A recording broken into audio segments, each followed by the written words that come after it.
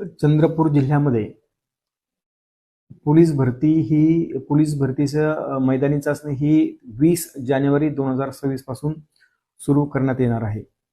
चंद्रपूर जिल्ह्यामध्ये एकूण 215 जागांची जाहिरात काही महिन्यापूर्वी दिली होती.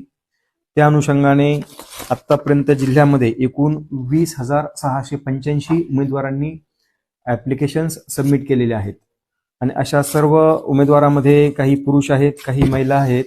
या सर्वांची मैदानी चाचणी ही 20 जानेवारी 2026 पासून सुरू होईल. सदरची चाचणी ही पोलीस मुख्यालय तुकुम चंद्रपूर या मैदानावर होणार आहे.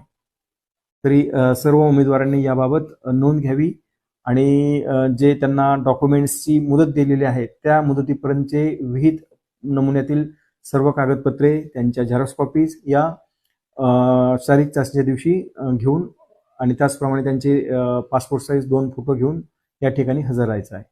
थँक्यू.